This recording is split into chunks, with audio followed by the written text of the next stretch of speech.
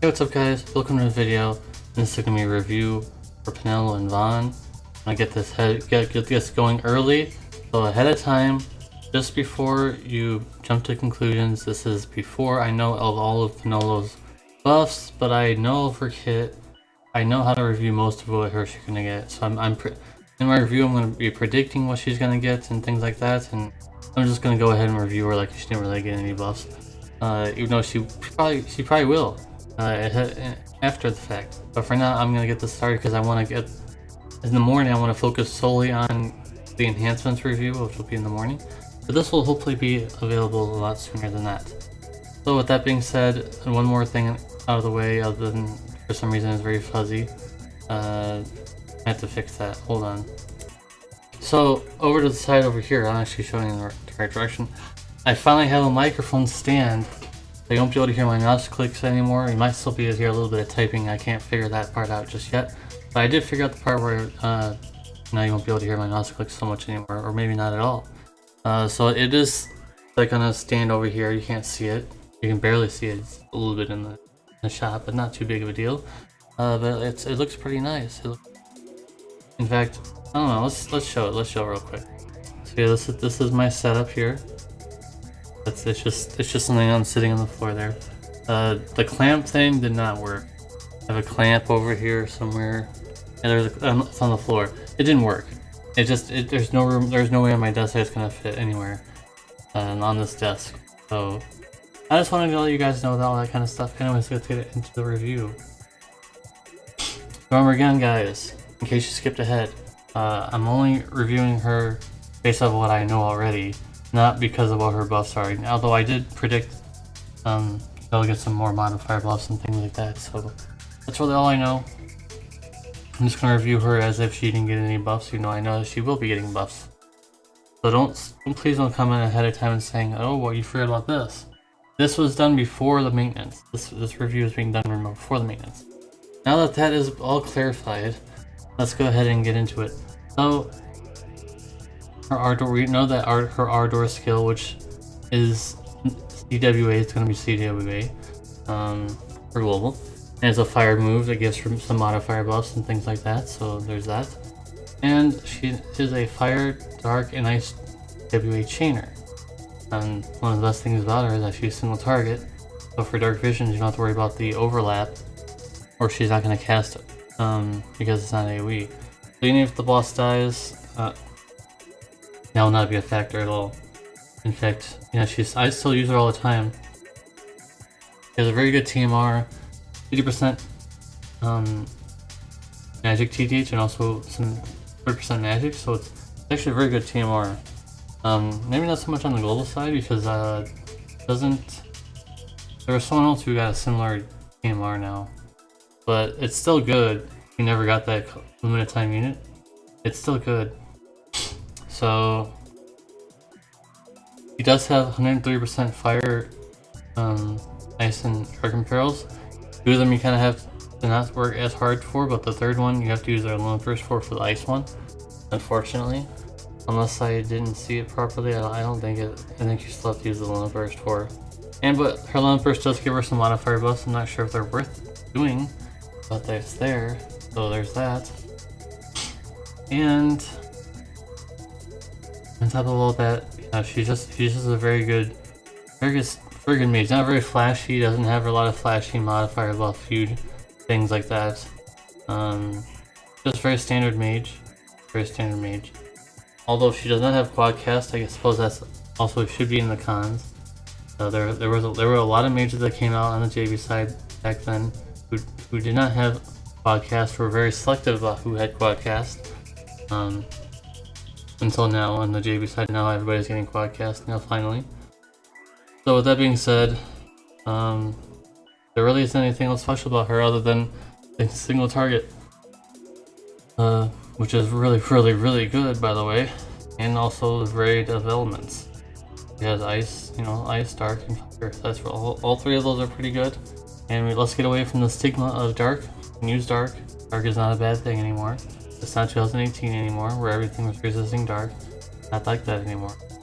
So let's get that out of the way. And of course, as always, has to be some negatives. So the negatives are Ardor, her cooldown ability, is fire focused, and also she doesn't have any other CD moves like other mages may have that have elements for that. So if you are not going to be using fire, then her cooldown is kind of useless. And also her air chaining can be imbued, but like it only can be single cast, so it really doesn't mean anything. Like, you're not really going to use it unless for some reason you really want to use it for that situation, like you really want to use it for something, then fine, but I don't see any value in it. So what do I give Penelo? 7 out of 10. Very standard. The reason why she's even holding up to this high of a standard of an average score is because she has single target cast. Otherwise, she's just a very standard mage. She's very strong. She's a very strong mage. She's probably going to be one of the top mages. But Hooch is coming up, and honestly, for pulling on this banner, this is not the reason you're playing on this banner. Penelo is good, but the next unit we're reviewing is the one actually everybody cares about, and that is Vaughn. Vaughn is finally coming. By the time you are watching this, the maintenance might already be over and everything. You might be enjoying trying to get him. Good luck to everybody who will try to go for Vaughn, by the way.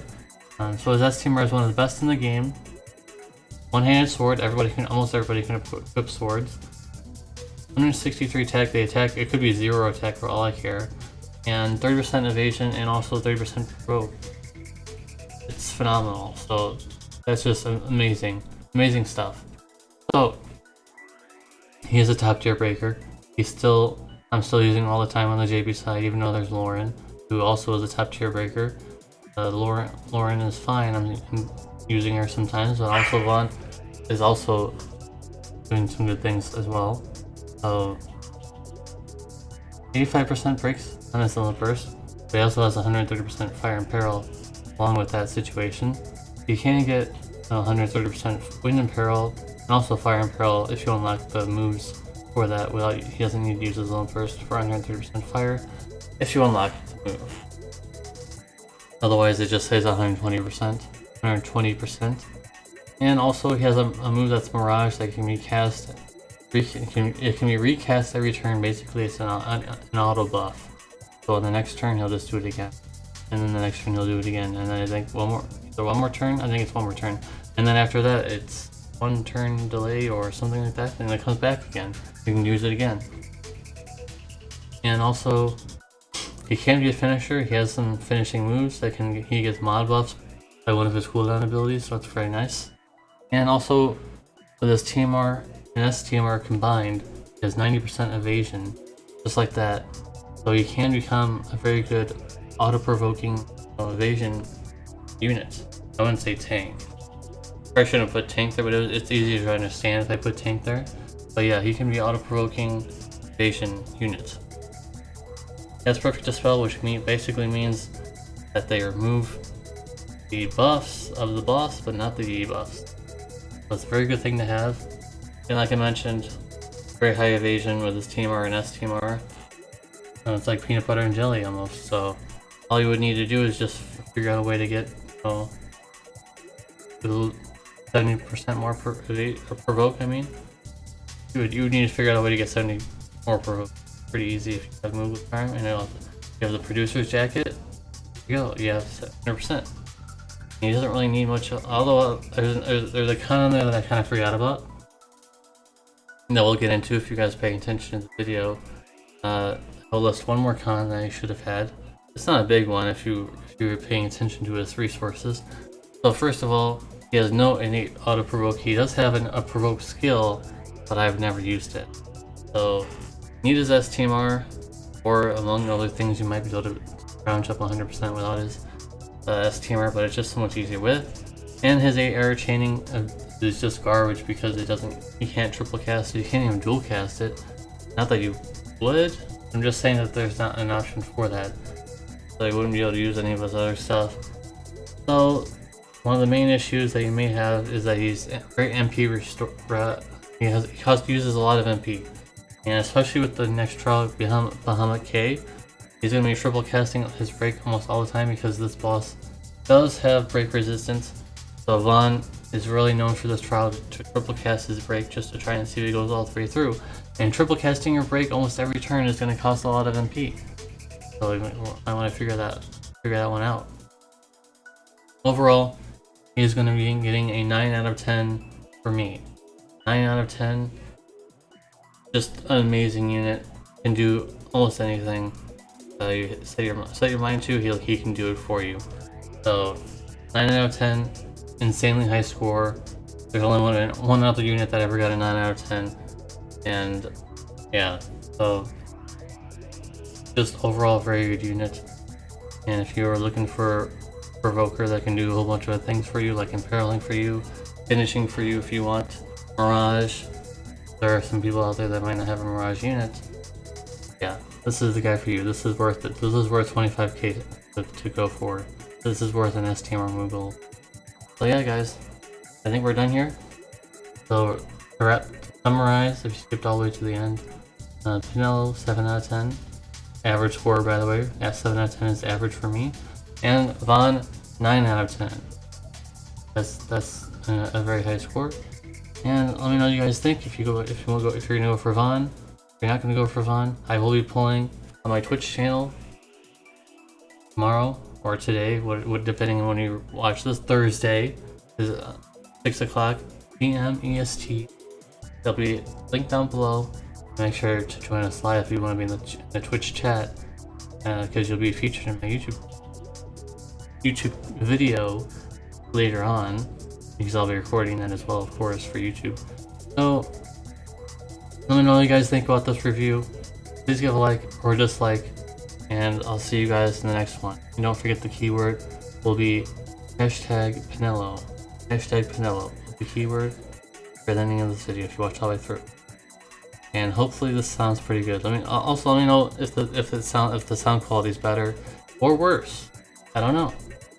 I can't show for myself. So thanks for watching, guys. I'll see you guys in the next one.